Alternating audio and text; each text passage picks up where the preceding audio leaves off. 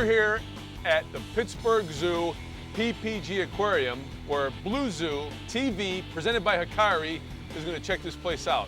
Let's have a look. We are here at the Pittsburgh Zoo PPG Aquarium with our man, Rich Terrell. Rich. Hey Frank. How you doing, man? Good, how are you? Well, I'm doing good. We've got a bunch of big boys and smaller guys and catfish behind us. Give us an idea of how big this tank is and what you got going on in here. Okay. This is our Amazon flooded forest exhibit. It's about 65,000 gallons altogether. And it's a mixture of different Amazonian fishes. We got the big gray round guys here are pacu, and they're in the wild, they're a frugivore. They eat a lot of fruit and also a lot of nuts. In the Amazon, they don't have a summer, fall, winter, spring. They have that rainy season where it rains every day, and a dry season where it might not rain for weeks. So at the end of the dry season, the river's really low. By the end of the wet season, it can rise as much as 23 feet. So then what used to be the forest floor is now underwater. The fish swim up into the forest, and any fruit or nuts that they find on the river bottom, they're going to eat. You know, the nice thing about having a national aquarium like the PPG Aquarium is you get to set up huge displays and sometimes put in huge fish.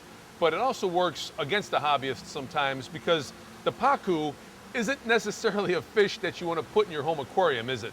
No, definitely not. You can see these guys are well over 2 feet in length, and they can be spooky at times, so they need some room to swim. Basically, what I tell a lot of people is if you don't have a swimming pool in your basement that you're ready to dedicate to tropical freshwater fish, then you probably shouldn't be picking up pacu. We've done some work on trying to educate the public. We've worked with some of the local pet stores, trying to say, you know, if you're going to sell these, at least make sure that the people understand it's going to outgrow your tank. You're going to need a swimming pool. So then it gets to, well, you're either going to have to get a bigger tank or euthanize the animal. You don't want to release it into the rivers because that can cause all kinds of ecological damage. And in the end, the animal's going to suffer when winter comes. The water's going to get too cold and they're going to freeze to death. So you know what? Keep the big boys to the pros. Yeah, that's what I would recommend.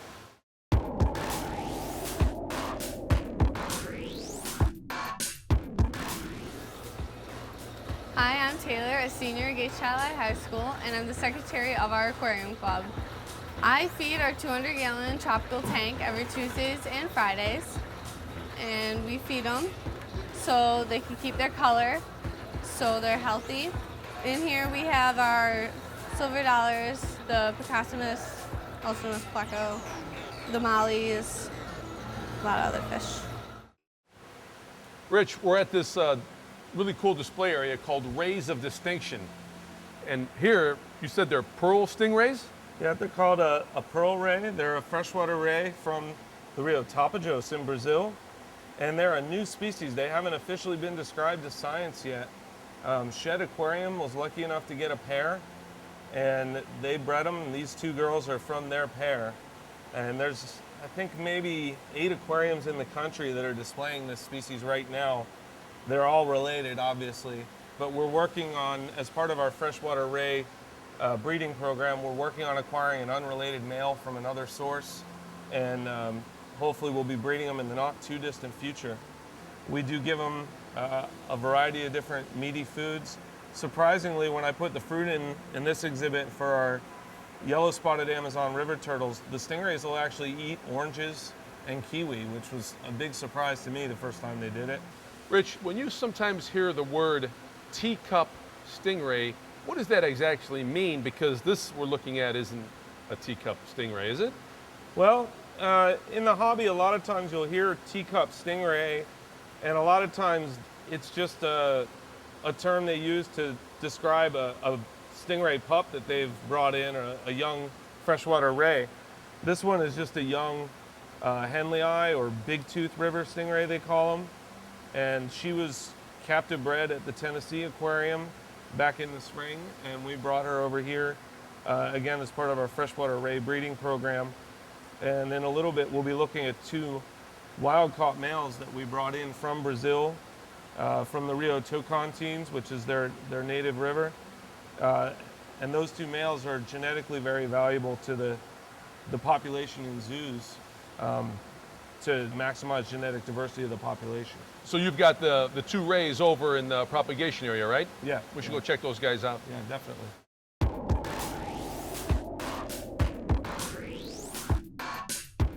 Cordon's Amquel Plus detoxifies your aquarium of fish killers like ammonia and nitrates. Amquel Plus detoxifies harmful chloramines, toxic pheromones, and chlorine, and has been a trusted solution for aquarists for more than 30 years. Cordon's superior water conditioning products help make fish keeping easy. Visit Cordon.com and check out the entire line of products and ask for Cordon products at your favorite store. Cordon, trusted solutions since 1961. Rich, we're back in the propagation room where you do propagate some corals, but here we're a little different.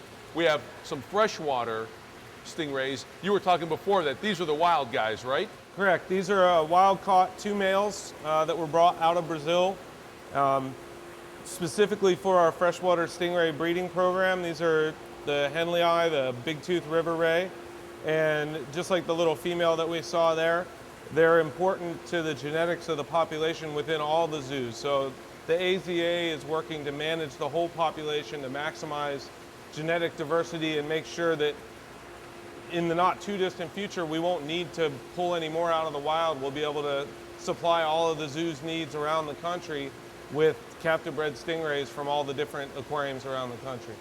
And then once we have offspring from them, once they reach maturity, we'll breed them, and they may get paired up with a ray from, say, Toledo Zoo or Cleveland Zoo or Baltimore Aquarium.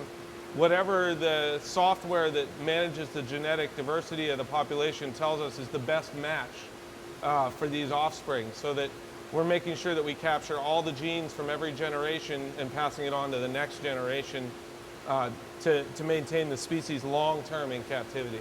Well, you know, we've talked a lot about freshwater stingrays. You actually have, right across from the other two, a saltwater stingray. Yeah, this is a blue spot stingray, Taniura lima, from the Indo-Pacific region. This particular male, I believe, was actually bred at another aquarium. And our goal long-term is also to contribute to the captive population and breed these guys.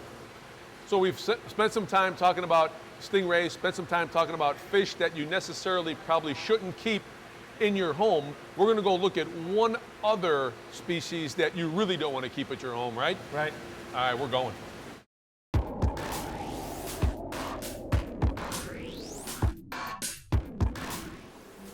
So we're in front of our Oxbow Lake exhibit from the Amazon region, depicting the different animals that you would find in what are oxbow lakes. In Louisiana, they would call it a bayou, but basically it's a bend in the river that the sediment fills in on either end, and you end up with this little crescent shape or oxbow shaped lake. And we have a mixture of different fish in here. We have tetras, like the emperor tetra, the serpe tetra. We have a few different cichlid species. And then we have whiptail catfish and the Trilineatus, the 3-line cory cat. As far as diet, we feed a lot of different bloodworms, brine shrimp, as well as like the micro pellets and things like that. And then for the catfish, our whiptail catfish that graze the algae on the back wall, and the cory cats like we have in the front here, we use the sinking wafers and the Hikari algae wafers as a main staple. It keeps them fat and happy, gives them good color. It's something that we've been using here for quite a while. Rich, you know, we were talking about how you really can't necessarily put a red tail catfish in your tank for too long because it's going to get bigger. What do you say about these guys? Yeah, you might need a little bit bigger tank for these guys. You can see our pool here is about 110,000 gallons, and that's not counting all the floor space they have to use as well. You know, they're so cute. You mind if I go hug one? Well, I don't mind, and I'm sure the beneficiary of your life insurance policy wouldn't mind either. Just another day at the Pittsburgh Zoo PPG Aquarium. Fantastic job, Rick. Thanks for showing us around. Well, thanks for coming, Frank. We appreciate it. To learn more about the show or to email us, go to bluezootv.com.